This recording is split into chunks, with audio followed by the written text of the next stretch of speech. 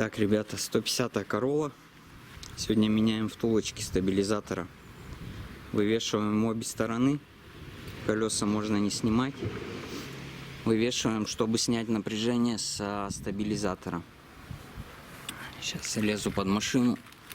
Покажу, что нужно откручивать. Втулка стабилизатора расположена вот под этой пластиной, которая держится вот 4 болтами. Вот. С этой стороны я уже открутил. Вот она втулочка.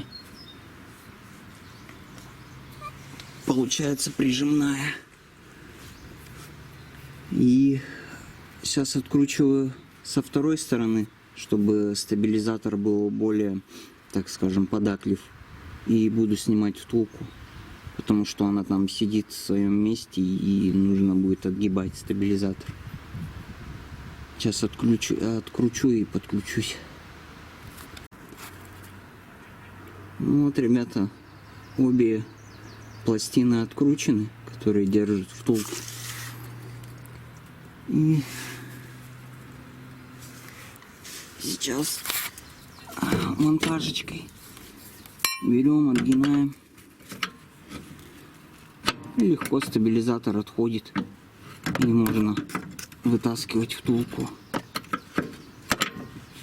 Я сейчас отключусь, потому что держать камеру и вытаскивать втулку, манипулировать монтажкой 2 руками неудобно. Обратите внимание, все делаю на коленке. И включусь, покажу. Можно втулочку вот угнать со своего места вот в это. Вот здесь между рычагом такая есть пространство. И оба. Все. И с этой стороны также. Ребят, ну вот втулочки на месте. Я не скажу, конечно, что все так тут просто, прям чики-пики. Маленько поматериться приходится, но все решаемо, все вылазит и залазит. Конечно, когда лежишь на земле и для маневра тут места минимум, ну, в принципе, все нормально.